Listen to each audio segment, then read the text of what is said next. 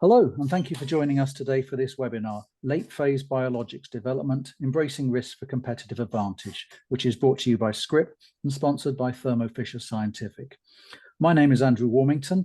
I'm the manufacturing editor at Citeline, and I'll be your moderator today. Before we jump into the presentation, let's go over some housekeeping items.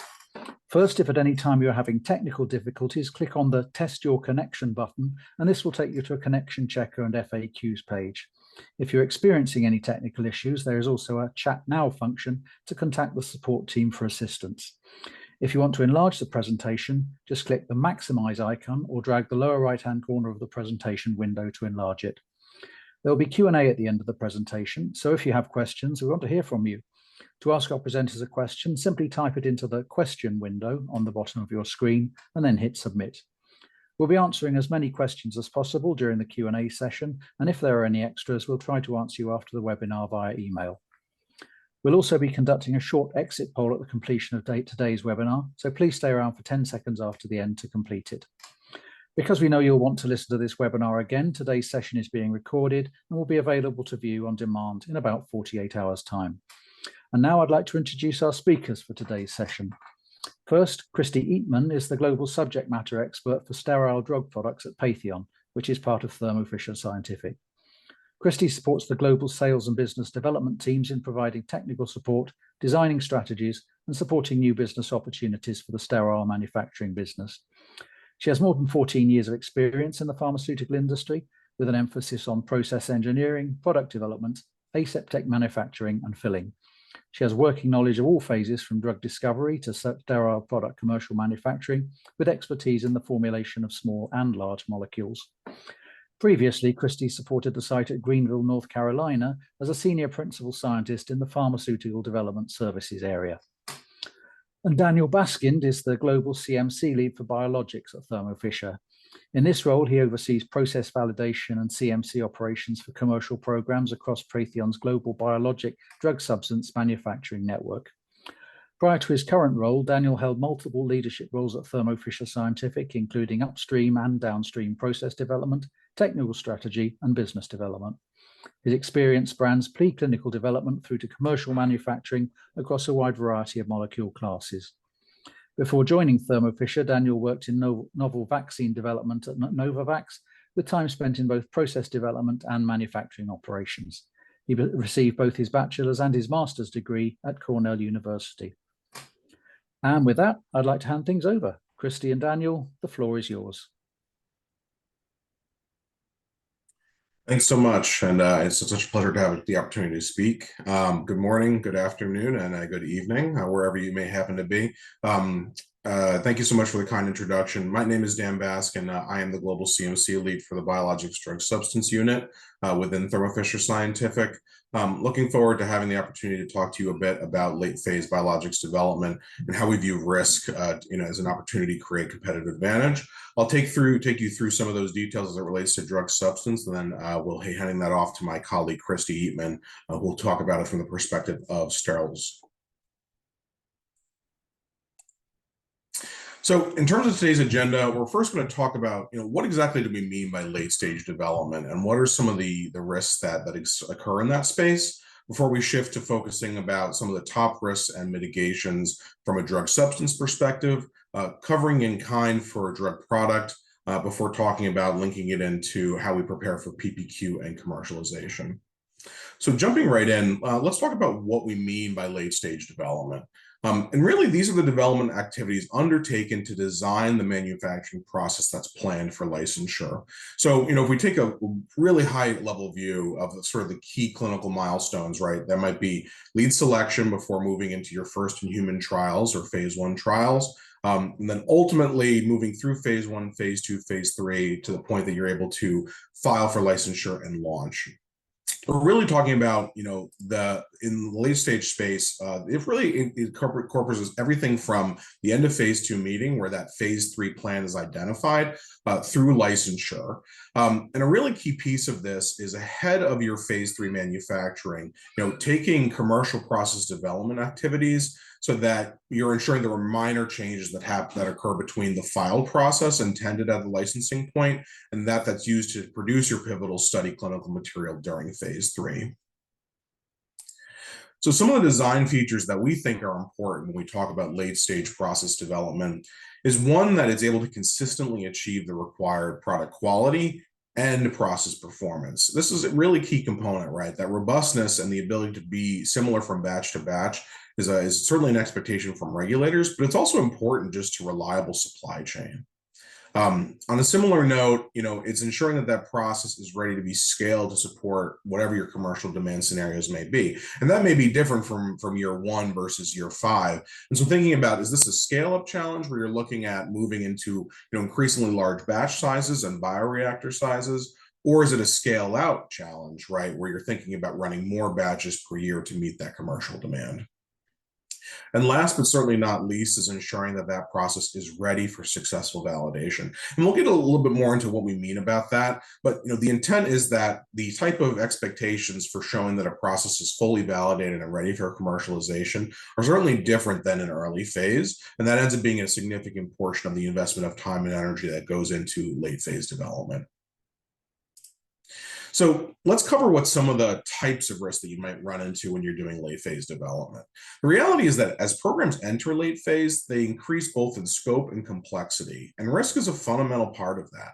By embracing the presence of risk and focusing on managing that risk through both analysis and mitigation, there are opportunities to find efficiencies and increase speed that matches your specific program's goals.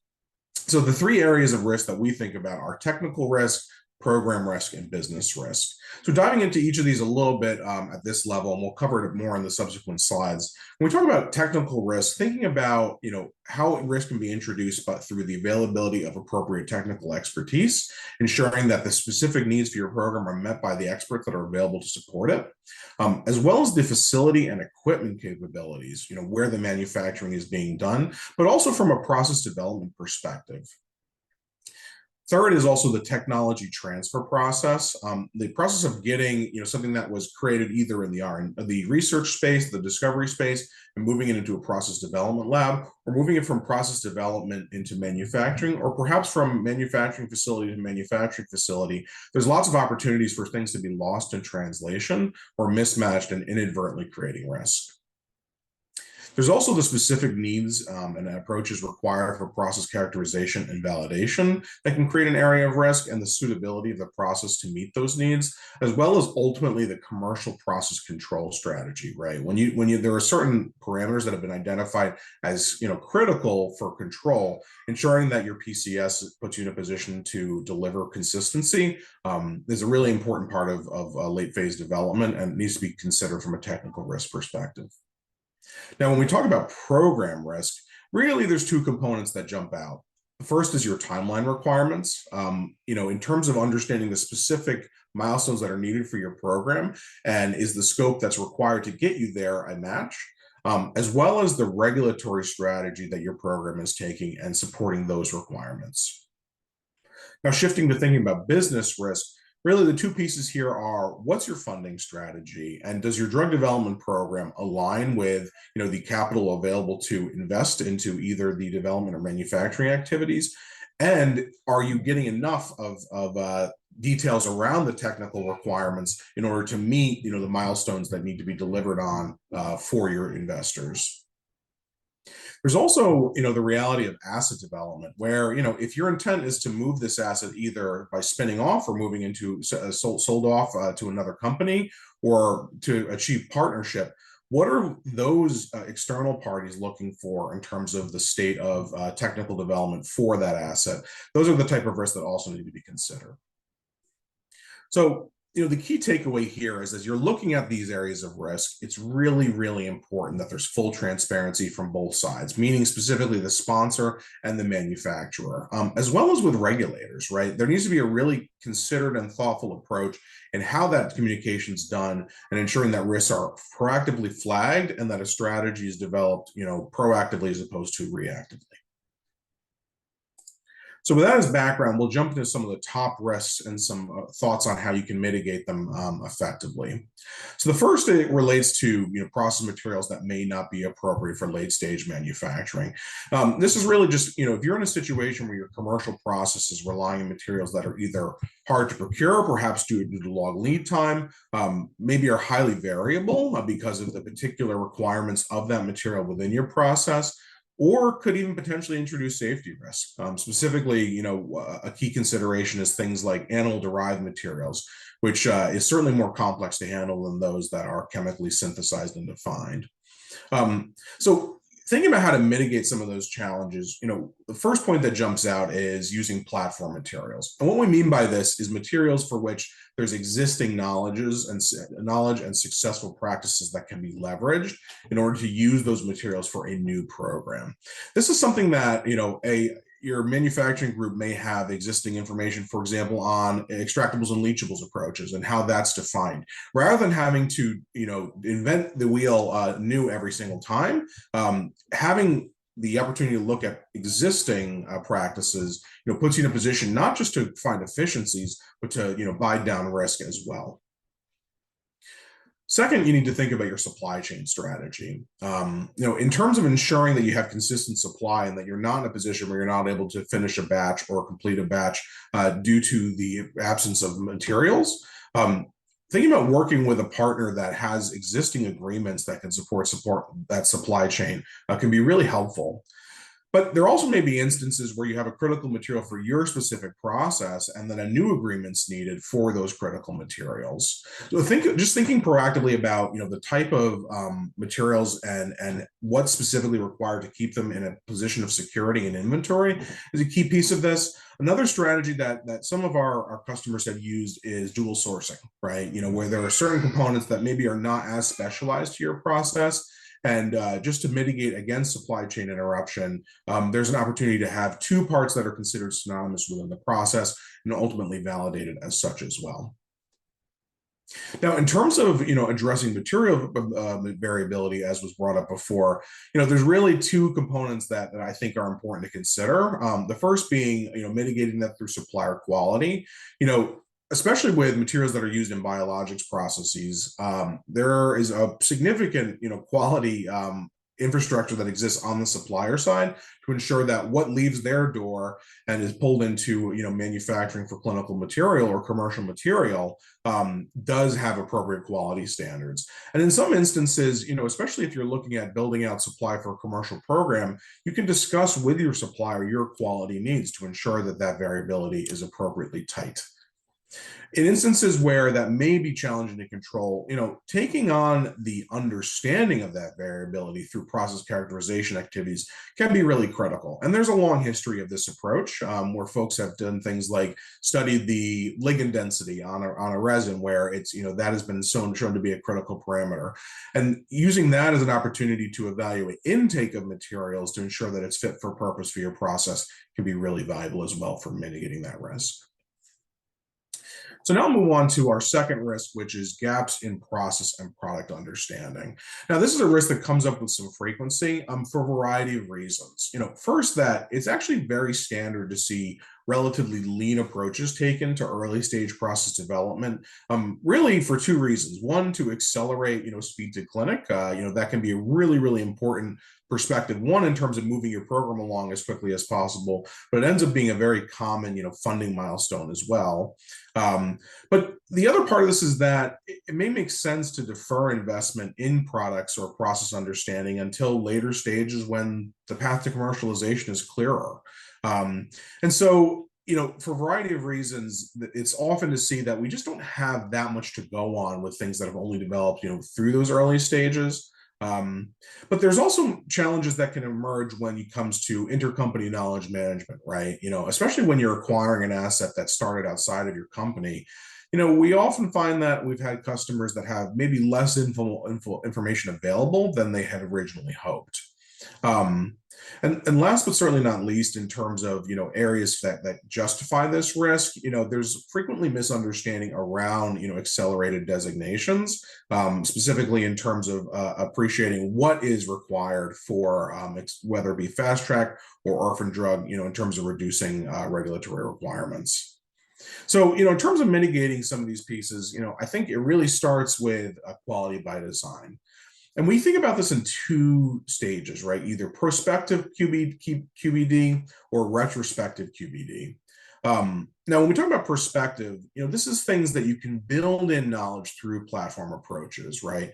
It's very typical, especially in early development, that when a company is using a molecule type that fits to an existing platform, they can use, for the most part, the same unit operations, the same raw materials, and that itself allows you to have a high degree of understanding and cross-applied knowledge from one molecule to the next.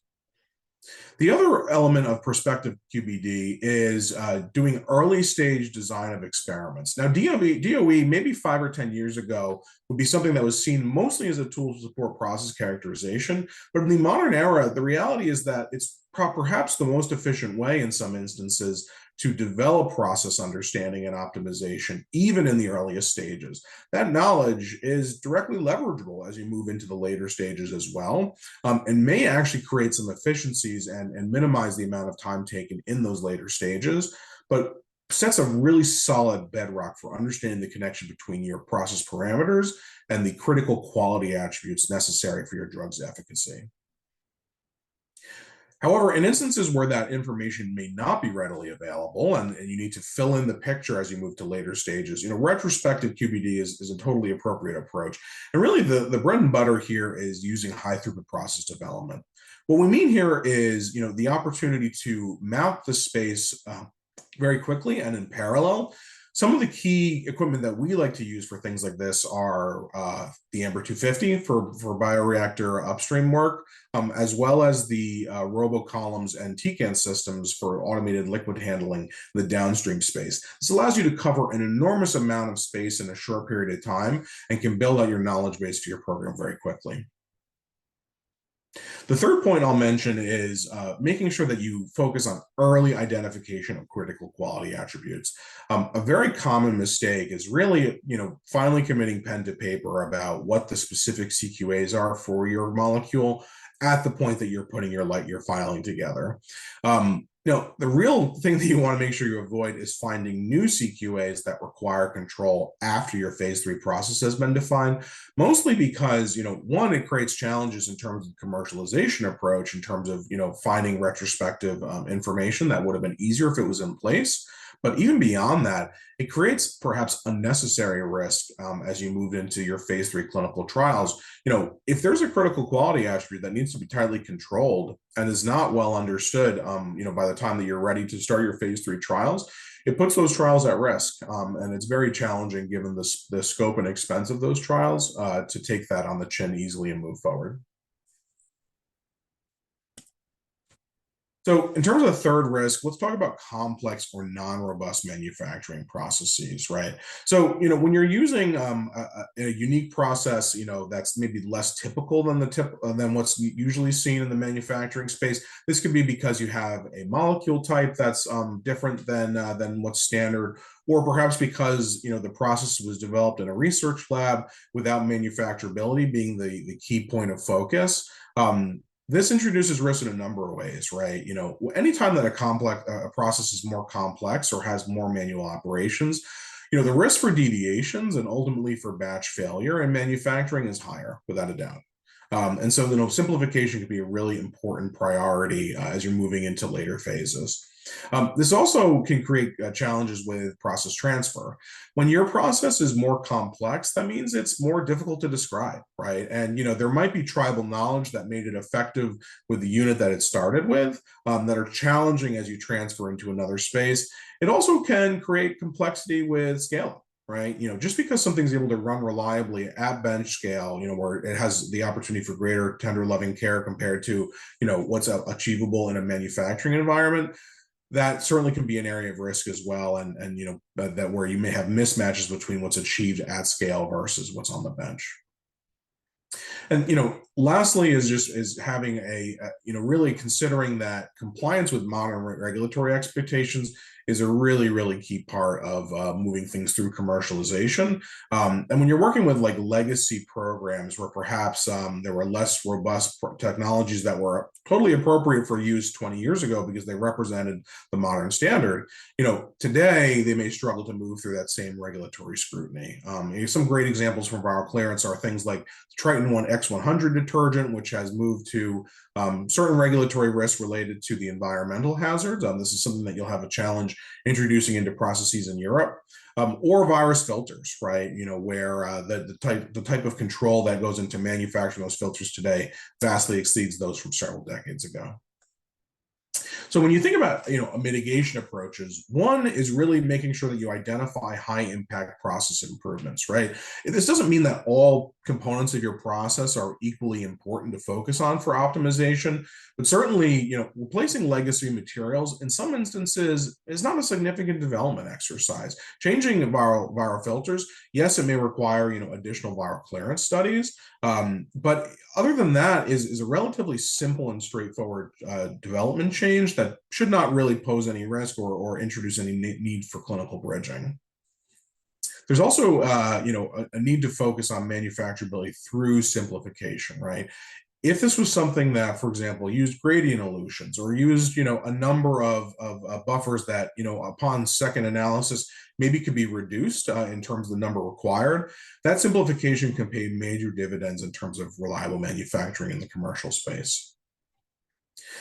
There also needs to be an early evaluation of atypical or complex process steps, right? So in some instances, there are process steps that are just key to how your process performs. And it's not a matter of, replacing it with something else, but making sure that you have your eyes open to what the validation risks may be for that, complex process step and what the mitigations needed might be with time to address them, far ahead of the validation campaign is a really important approach to take as well. So the fourth risk we want to highlight is, if you have a process that's not capable of supporting your commercial supply needs.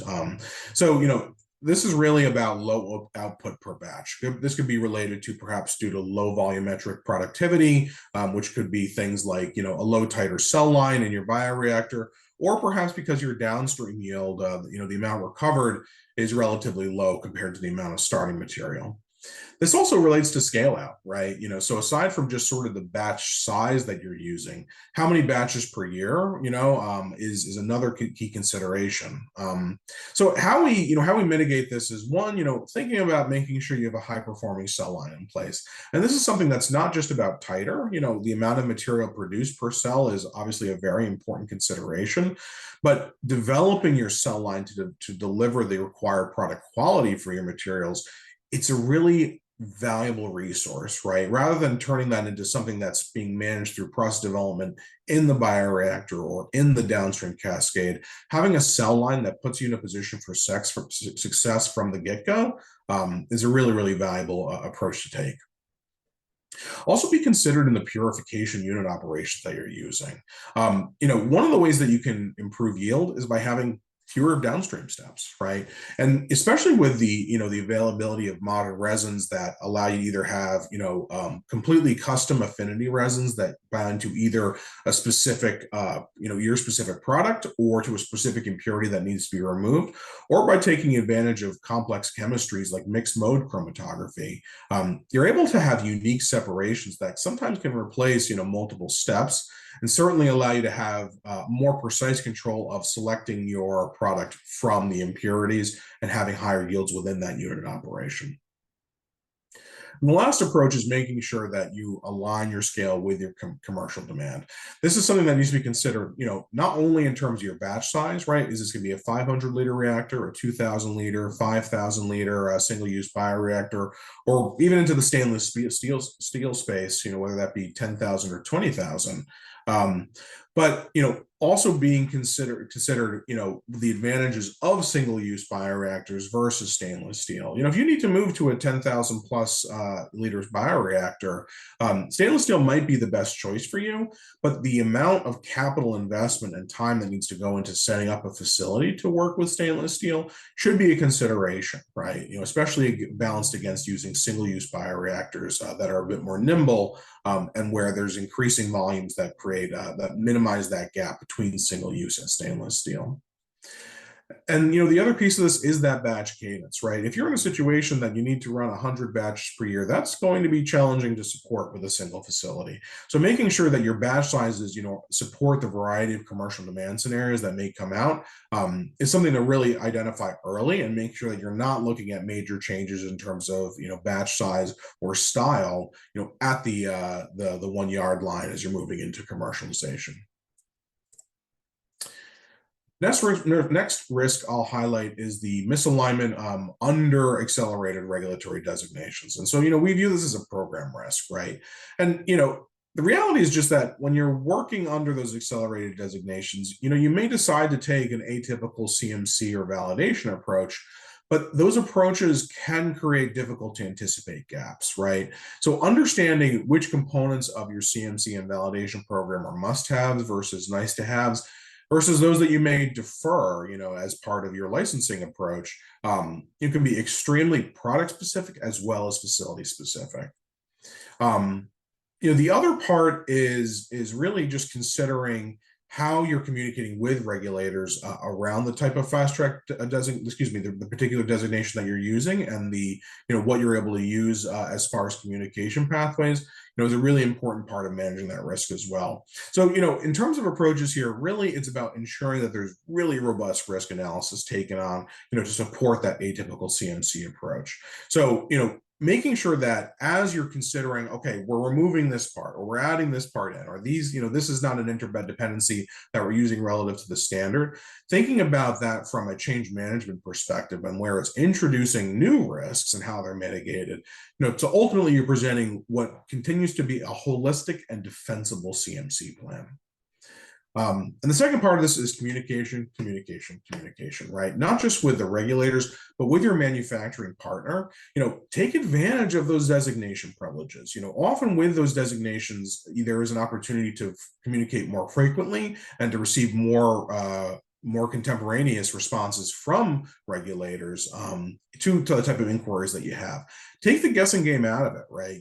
Have those conversations proactively, and then make sure that's something that's really well defined and aligned with your manufacturer as well, so that the scope that they're taking on, especially as it relates to validation, ultimately supports that, bespoke approach taken for your program. So moving on to the sixth risk is, really in terms of waiting too long to have your capacity and planning put together. And this is more of a business risk, right? The reality is that and it makes sense, right? A lot of people are reticent to sort of initiate discussions on the specific commercial manufacturing needs until they're really at the point of licensure, right? I mean, one is because, the capital committed for that type of manufacturing can be significant, as well as there may be, still developing clarity on the amount of manufacturing required, around those timelines. But as well as recognizing that, market conditions can change, right? That perhaps even post-licensure, as a drug is being moving into through the market and people are reacting to it, things can change on a dime, and the ability to make sure that that's really well communicated, with your manufacturing team, is a really important part of this, as well as recognizing that, if you're working with an external manufacturing partner, or frankly even an internal manufacturing partner, their available capacity, we're working in a space where capacity is very highly utilized, especially in the drug substance space. So, how do we mitigate these challenges, right? One is just not being afraid of having an early discussion on what your supply needs, right? Providing an opportunity both for your internal team as well with the partners that you may be working with to have a window in, okay, what if this scenario manifests? What if this scenario manifests? What are the type of agreements that we need to have in place to ensure that we don't have supply chain gaps? And also making sure that you have, demand projections driven by effective market intelligence, right? Having, it's hard to say which challenge is worse, right? Overestimating your demand or underestimating your demand. But making sure that you have a really tight understanding of sort of the window that you'll be operating in year over year really puts you in a position to make sure that your capacity planning is accurate. And in some scenarios, you may need to consider a secondary supplier, right? If there's something where perhaps the number of batches required is not something that can be supported by a single supplier, or just to create robustness within your supply chain, having a secondary supplier available to support your drug substance program can be really valuable. And the last risk we're going to cover today is related to the business risk of misalignment between your CMC plan and the funding strategy. It's as mentioned, a little bit earlier. Additional funding rounds, or certain capital milestones may have specific requirements, right? Or if you're looking to develop an asset that's, needs to be in a certain state of affairs before partnering, making sure that you understand those expectations is a really, really key part of ensuring that you don't have a situation where you're, required, the required activities needed to support access to funding that are not achievable, given the misalignment with your CMC plan. Some of this may include thinking about if you're deferring certain CMC activities because of the funding situation for the specific program, think about, those mitigations ahead of time. It's totally appropriate and, relatively standard to see that certain companies may say, for our particular risk appetite and strategy, we're going to move this element of our CMC program to the later stages. And that may mean that it needs to move along quickly and with greater resourcing at that later stages. But having those mitigations in place so that once the funding is available and you're ready to start, you already have that plan available to execute can be a really, really important mitigating that strategy. There's also, ensuring that the technical program delivers the asset value that's required.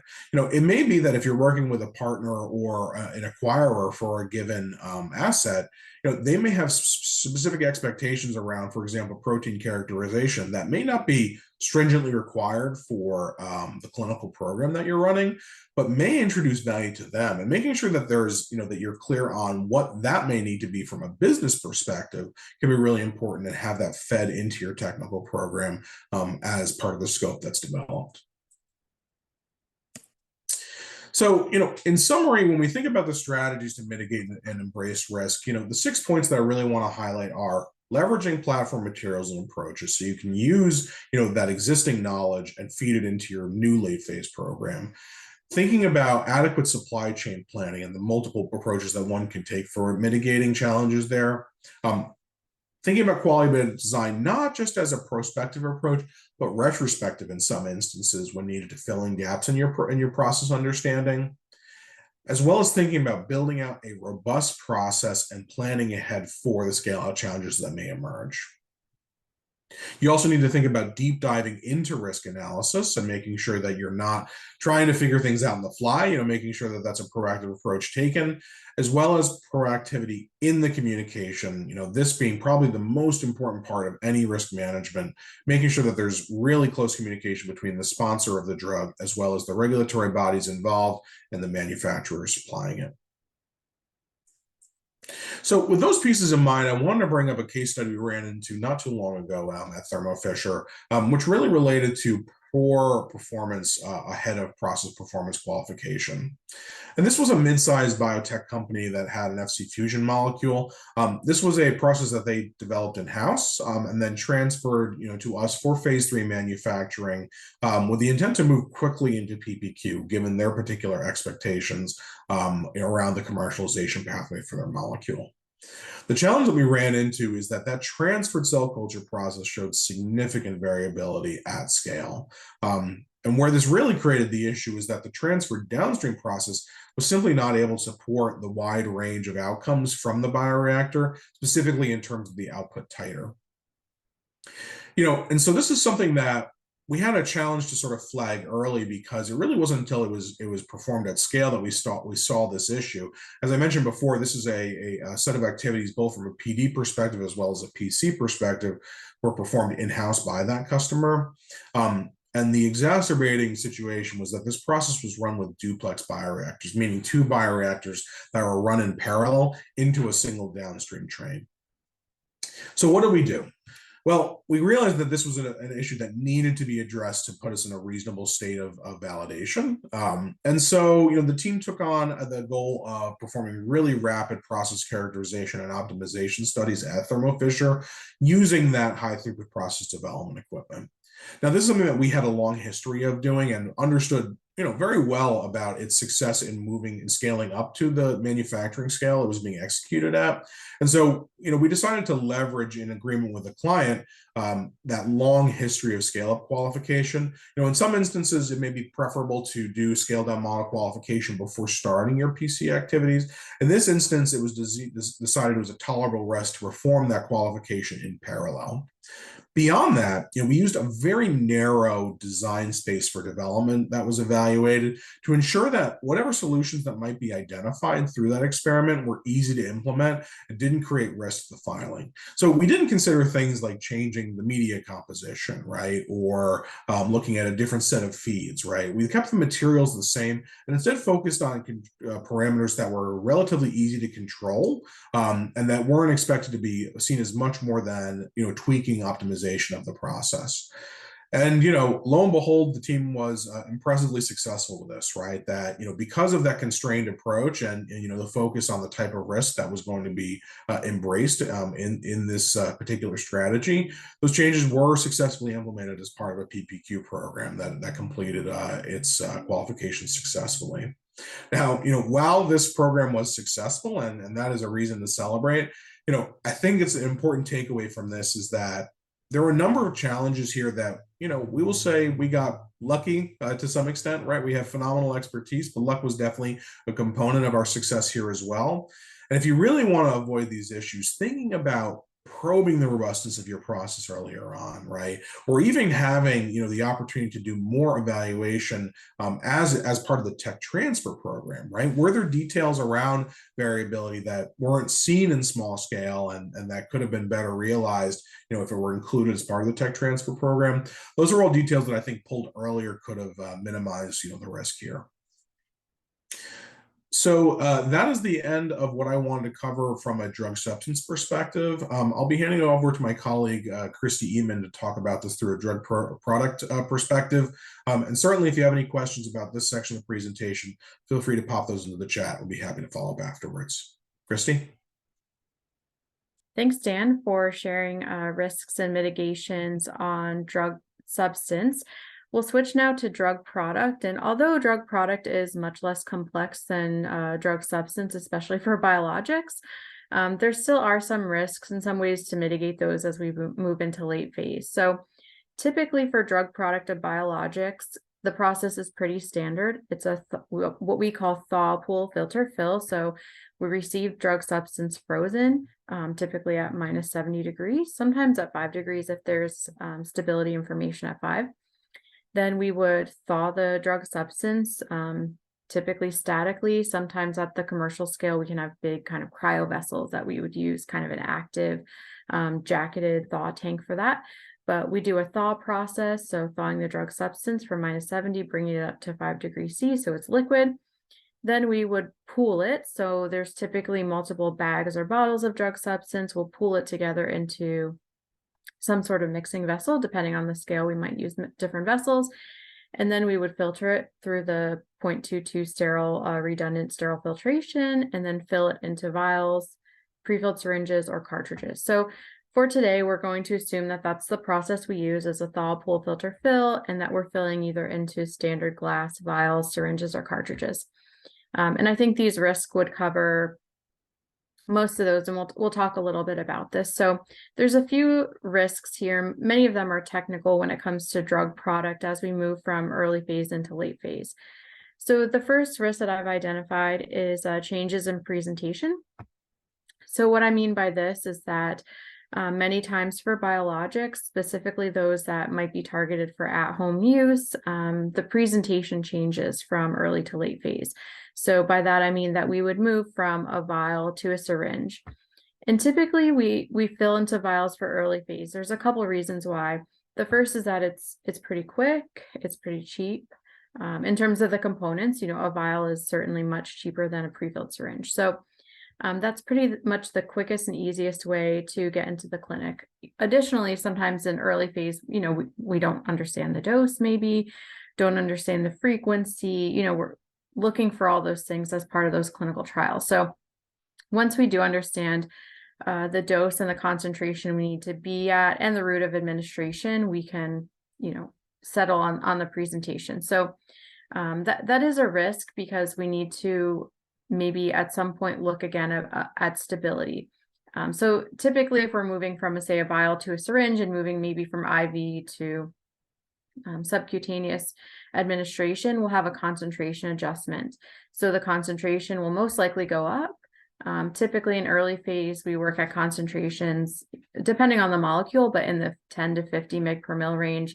And then sometimes, based on the dose, and the volume that our clients want, we might have to concentrate to 100, 150, definitely in that range for subcutaneous delivery. So as we adjust concentration, we also have to adjust excipients, right? To make sure that we're stable, that we're not having any aggregation issues. So any changes that we make in terms of formulation or presentation, we have to, of course, get some stability of that new formulation or in that new presentation. So for example, if we move from a vial to a syringe, we'd have to do silicone spiking studies to prove that we have stability in the presence of silicone. That can be a challenge for large molecules because they do sometimes aggregate in the presence of silicone.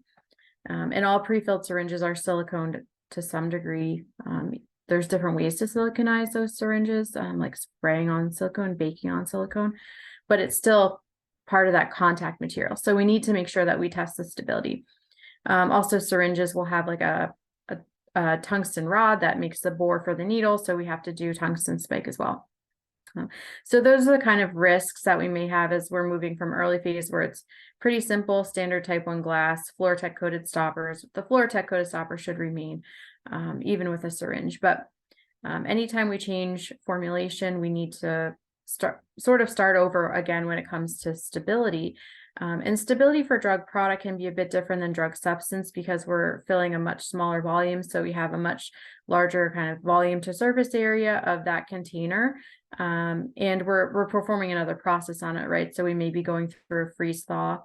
Additionally, sometimes in late phase, we change the storage conditions. So maybe in early phase, we're just freezing for safety purposes without a lot of stability at 5C. And now in late phase, we're getting closer to that commercial presentation and we're changing to 5 degrees. So we have to get extra stability at those conditions as well. So we talked about this a little bit already, another technical risk, not only changing presentation from a vial to a syringe, but changing formulation as well. So also we have scale up in terms of this as well. And also, as I mentioned, moving from a subcutaneous or from an IV to subcutaneous. Some other changes could be maybe moving from a liquid to a lyophilized formulation. If we just don't have enough good stability at 5 degrees, then sometimes it's pretty rare for biologics, but sometimes we would potentially move into a freeze-dried formulation. It could also depend on the market where the product is going, where we might decide to do a freeze-dried formulation for stability at room temperature, depending on where the product's going. So those are the top 2 risks that I sort of see in late phase is, these changes. And anytime we make changes, we have to kind of not validate, but we have to prove that those changes isn't having any impact on the quality and certainly the efficacy of the molecule. Another change that we often see is what I'm calling failure to meet stage gate requirements. So at Thermo Fisher and probably most other CDMOs, we have sort of check boxes as we move from phase 1 to phase 2 to phase 3. Moving from phase 1 to phase 2, there's not many requirements, right? But as we move to phase 3, it's really preferred that the phase 3 product be manufactured in the same way as the intended commercial product.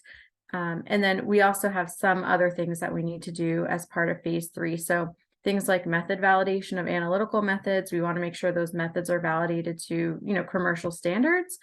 And again, we might have to be, redoing some evaluations and some development if we get concentration changes or excipient changes, right? Making sure that those methods are still appropriate and, that they're still going to work and we can validate them to a commercial level.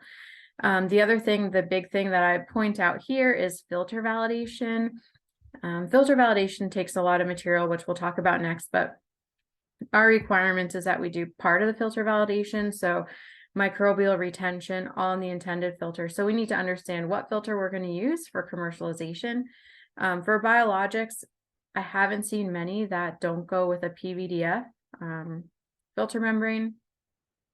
There could be other reasons why we'd use other filters, but we have to understand filter sizing for sure based on the batch size. So we have to understand sort of scale up, but there are certain requirements to move to phase 3. And that's where we start, as Dan mentioned, we talk about late phase and what are the differences. So from a drug product perspective, some of those differences are making sure we're in our commercial presentation, our commercial formulation, having filter validation, and having enough of these kind of non-GMP background tests that I'll talk about a little bit as well, to make sure that we understand that as we move from early to late phase, we're really planning for PPQ, right? So we need to have enough data to make sure that we meet our requirements once we get to PPQ. The last one I have here is underestimating volumes that are needed. We see this as well, and it's a business risk because if we calculate that we need X number of vials, and I see customers do this all the time, they'll calculate, oh, I only need 300 vials for the clinic, right? And maybe I need 500 to 600 vials for stability, but they're not factoring in things like testing. They're not factoring in other things that may not still be validated, like sterility or things that take, a good number of vials. And they're certainly, as I mentioned, maybe not factoring in the volumes needed for filter validation. So we need to think about all those different volumes that are needed for different non-GMP tests or kind of offline tests that would allow us to move to late phase and eventually PPQ. I called out 2 here that are compatibility studies. So that's product contact part compatibility. So as most of our filling lines, we have some stainless steel lines, but a lot of the lines these days, as well as compounding vessels, are disposable. So as we work more and more with single-use systems, we need to evaluate the stability or the compatibility in those single-use systems. So some of them will be kind of submerged or indwelling, right? Like a compounding bag. The LDPE bag is kind of like a submerged piece. Whereas silicone tubings, polystyrene connectors, polycarbonate connectors, those would be kind of flow through items. But in any case, we have to test the compatibility of the material at the concentration that we need for commercialization, at the formulation with all the right excipients there, to do those studies. And those studies can take a couple liters because we're going to take samples at certain intervals and test them, right? So the calculating volumes needed for that is important. Also, other process studies, and there's a bunch, but just to name a few, would be like a loss on filtration study or filter flush studies. We also might want to do pumping studies with large molecules to understand, at what conditions do we get aggregation, right? Especially with higher concentrated large molecules, we want to make sure that our drug product processes aren't having an impact on the quality of the molecule. So, drug substance has spent all this time developing this, and their complex is so robust and takes so long. So we want to make sure that on the drug product side, we're not doing anything that's going to impact the quality, right? So typically for large molecules, that means aggregates.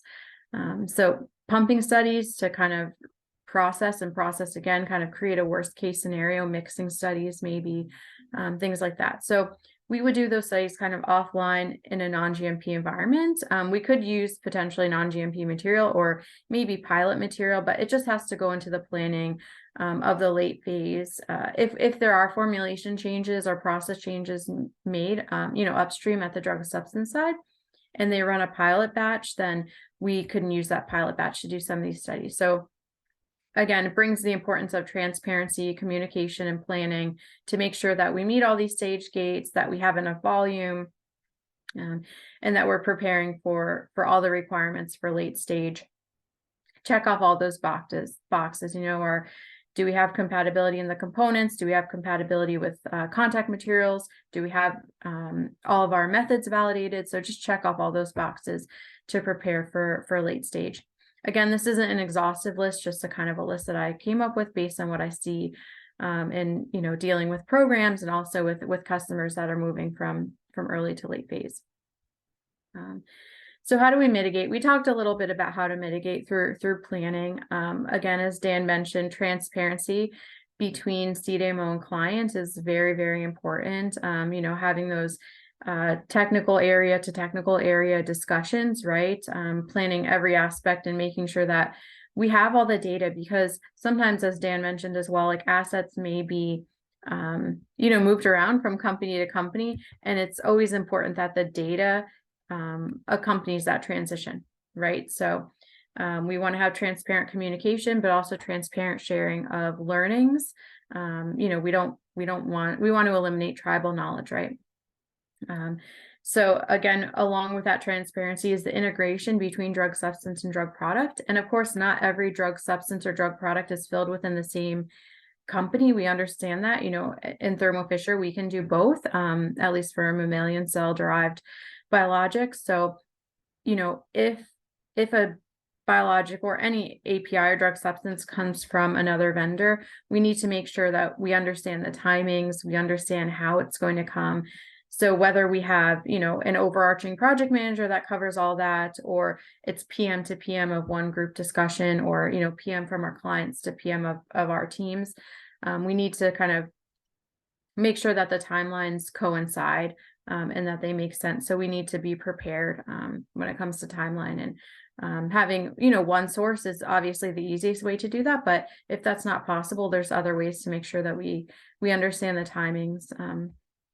We also, I sort of mentioned it, but use standard processes as possible. So this really, really reduces the risk if we can use standard processes whenever possible. So in our network, we have a range of things that are pre-qualified or that we've used before, and that can mitigate the risk on new projects, because we can say, okay, we've managed this type of product, we've done X, Y, Z, we understand it, we understand the nuances, and we can achieve a successful late phase batch, right? So new and novel processes are always going to be out there, because that's how we advance technology, right? That's how we move forward with our science, and that's how a lot of new things are developed. But when it comes to fill finish, it's pretty standard, right? So hopefully we can always use our standard processes. We don't want to recreate the wheel, especially moving from early to late phase. If we can kind of keep the process similar, that helps to de-risk the late phase, and then even de-risk the PPQ.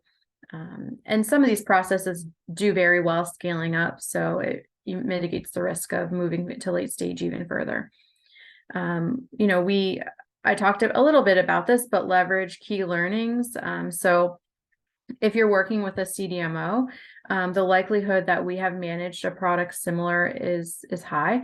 In the past, I get questions from customers all the time, how many MABs have you worked with in the past year?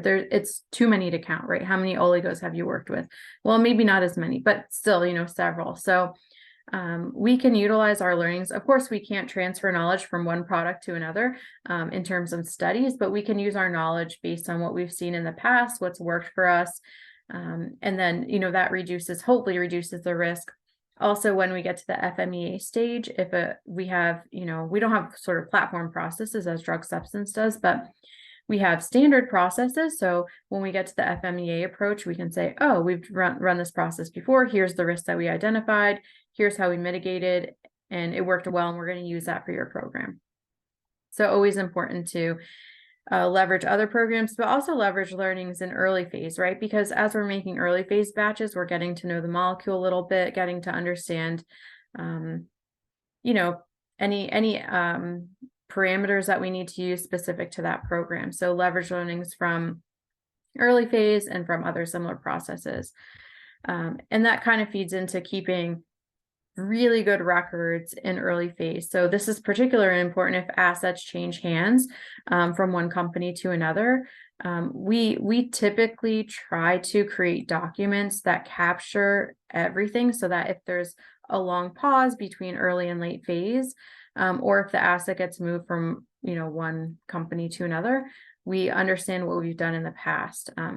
So not that we can't manage something in late phase where we don't have a lot of data from early phase, but it's always helpful if we have as much data as possible. And then, we're ensuring that we're not creating redundant work, right? That if something has been done in the past, that we can check it off the list, that it's done. But also so that we can maybe look at what's been done in the past, and that will help us as we go into late phase establish CQAs, critical quality attributes, CPPs, critical process parameters, right? Those are all things we have to identify for validation. But if we get started thinking about earlier how to build that, then we'll have an easier path to get to validation. So very critical to keep record keeping, especially when it comes to things like analytical methods, things that might be more complex than the thaw, pool, filter, fill process. And of course, plan early, take calculated risk. So that's the whole concept of what we're talking about today, right? Understand where the biggest risks are and definitely mitigate those, but there might be other risks that are minor, and maybe we can work around those or provide rationale. That's specifically critical if we have accelerated timelines, right? So if you have all the time in the world and have all the material in the world, you can do every study under the sun, and make sure that you have a really robust process and you understand all the fine, minutia of the process. But most of our customers don't have that luxury. They're trying to really get things in the clinic, prove safety, prove efficacy, and get things on the market, right? So we don't always have the luxury of a lot of time or a lot of material, so we have to use it wisely, especially for a large molecule. They're just very precious material, right? Really expensive. So we need to make sure that we plan everything out really, really well of how we're going to use every drop of that material, right? It's really important. So again, those are sort of some of the top risks and how we mitigate those. A lot of it's going to come down to just being practical, doing FMEAs, saying, okay, hey, we have a high risk item here. How do we mitigate that? And working together with your CMO or your CDMO to make sure that we're all on the same page through transparent communication. I'll also share a case study. It's a little bit different than Dan's, but I think it still speaks to the risks that we often see moving to late stage, and then also kind of how to mitigate them and how we can work together, client and CDMO. So this is a product that I manage, so it's going back a couple years.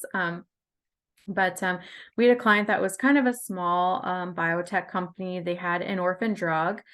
So, they're targeting rare diseases. It was a mAb that was made at, I think, 50 mg per mil. So very standard mAb, which was good, right? And I think they may have made like one pilot batch and then maybe one batch that covered phase 1 and phase 2. So going into phase 3, we just didn't have a lot of data. We had hand filled in the laboratory, so not a very controlled environment. The first kind of pilot batch from drug substance to have leading stability data in the vial. And then we made this other batch. And on the batch, we just use our standard processes, right? So we weren't challenging any ranges. We weren't even identifying what the CPPs were at that time because it's just standard, thaw everything. Okay, does it look thawed? Yeah, it looks thawed. Is there any ice left? No. Pool it together and mix it for 15, 20 minutes. Okay, homogeneous, we'll filter it. No filter flush studies, nothing. Like just all standard processes, get this thing in the clinic as quick as possible. So by the time we got to late phase, there just wasn't a lot of data. So we're thinking, forward to PPQ. And, with the knowledge that we're not going to have enough data to check off all these boxes, right? To make sure all those stage gates are met. We were far enough ahead that we could plan to make more material so they could scale up from like 1,000 liter to 2,000 liter bioreactor. But, there's no way to create data that we don't have.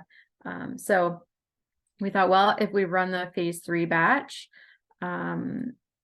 just by standard processes, that's not going to do us much good because we won't be able to challenge any ranges or really identify CPPs that we need to move into validation. So basically what we did was ran the phase 3 batch a little bit as like a pre-PPQ batch. So although it was a clinical batch, we added some things like, you know, we don't have a lot of material to do all these studies in the lab, right? This material is really precious. So let's see what we can do on the GMP batch and get quality buy-in. So that's always important, get quality buy-in whenever you're doing something different, and validation buy-in on how we can best use the material and how we can prepare for PPQ. So on that phase 3 batch, we had to take the material for filter validation. So that meant that we had to, you know, after pooling, take some off, send it out to our filter vendor, and then actually hold the batch until we got that data to release the batch. So that's not standard, but again, with non-standard processes or, you know, non-standard situations, we kind of have to be creative. So we plan to run it as like a pre-PPQ, like I said, where we would challenge the hold times, take extra samples. We didn't have material to do a filter flush study in the lab, so we said, well, let's just take like the first bit of material that comes off the filter, test the concentration, see if we have any loss on filtration. We'll take the first few vials that come off the line, we'll test them to make sure that we have, you know, homogeneous drug products. So you know, running that phase 3 batch like a pre-PPQ batch really gave us a lot of data, right? So we can't test the low end. Well, we could test one or the other, right? Low or high when it comes to mixing speeds, mixing times, and things like that. So we figured that high would be worst case. So we let that mix for a really long time. We stopped the batch, actually kind of like what we do on a media fill, stop the batch, hold it, and then start filling again to test, like, you know, time on the filters and things like that. So it was a risk because if anything would have gone wrong, we would have had deviations on the clinical batch and maybe risk the clinical timeline. But, you know, we determined that the benefit of having that data available moving into PPQ was more beneficial than the risk of, you know, a potential loss of this phase 3 batch, right? So again, it's up to a good conversation with client and CMO to figure out what the best solution is. I'm not going to say this was a perfect example of what we did, just one thing that we did. So in the end, we did have 3 successful PPQ batches. So you know, we always have to run three consecutive PPQ batches successfully to prove validation. And they even did something different with those PPQ than typical. You know, usually PPQs are made, you know, for commercial launch. These were kind of a combination of backfilling clinic and also commercial launch. And then, of course, working with the regulatory agencies, you know, not from our perspective as much, but from the customer to understand continuous process validation and what needs to happen, you know, annually or biannually as we make more batches and submit you know, more information, supplemental information to the agency. So I think that's all in my case study. Let's move to kind of the next steps here. So what happens after phase 3? So after phase 3, typically for large molecules, we move into validation, right? So this slide, I'm not going to read everything on here, but this slide is just a picture of all those check boxes I've been mentioning for the whole, you know, time we've been talking here. So as we think about what happens after late stage, start to prepare for PPQ. So make sure we're starting to think about FMEAs, right? Any changes to the process, change those batch records, any changes to the bills of materials, you know, we need to change those. Like I said, product contact compatibility, identifying what those CPPs are. Sometimes the CPPs in drug product aren't very clear. You know, at quick look, it's like, well, what's the CPP's fill weight? Or, you know, just, they're not always super clear, you know, mixing times, mixing speeds, those type of things. But we have to make sure that we understand what they are. And make sure that, of course, all the requirements for the facility that you're working in are met, like change controls, you know, documents that we have to write. So these are examples from ours. Every CMO might be a little bit different, but in general, there will always be stage gates, always things that we have to think about as we move from late phase to PPQ. And I think at phase 3 is the time to start thinking about PPQ, even if there is a long break. You know, it could be several years between phase 3 and PPQ, but we still need to make sure that we have all the data, that we're gathering the data, so that we're ready when the time comes. So key takeaways here, again, are there's always risk, right? So as we're manufacturing these really complex molecules and managing processes that take many days, happen at various facilities, right? Everything doesn't happen in the same building. There's always going to be risk there, but we need to understand what the risk is to be able to mitigate it. And then, of course, try to anticipate what could happen based on our experience. So, the good news is we're pretty experienced. Most of our customers are pretty experienced, and we all in our everyday life, right, use our experiences to guide what we do. So we always look for ways to mitigate and are always open to that, like, transparency, right? So when things go wrong, let's be transparent. Let's sit down, come up with a solution that works for both parties, and really figure out ways that we can work better together so that we can make successful products, high quality products, safe products that impact the lives of all of our patients, right? So we really want to make sure that we have good quality product that gets out there in the market, whether it's a clinical trial or commercial product, that we feel good about the products that we're making, and feel good about how it's helping patients around the world, with better quality of life and curing diseases and things like that. So again, thanks so much for your time today. On behalf of Dan and myself, really appreciate you joining our webinar. There will be a time to write in questions. So please, if you have any questions, type them in the chat. And at this point, I'll say goodbye and pass maybe back to Andrew just to finish us up. Thanks. Thank you, Dan and Christy. As I mentioned at the start, we have an exit survey with just 2 questions about the webinar, so please stay with us. First of all, we're asking, what topic are you interested in learning more about? And the options are technology transfer and scale up, demand forecasting, switching drug formats in late phase or commercialization, quality by design for biologics, preparing for PPQ, biosimilar development, fast track designation, and patient centricity and drug design and delivery. And secondly, would you like to connect with Thermo Fisher to discuss your project in detail? Please just let them know yes or no. And on that note, I'd like to thank our speakers, Christy Eatman and Daniel Baskin, for that great presentation, and our sponsor, Thermo Fisher Scientific, for making this event possible. On behalf of Thermo Fisher and Scientific and Sightline, have a productive remainder of the day, and thank you for watching.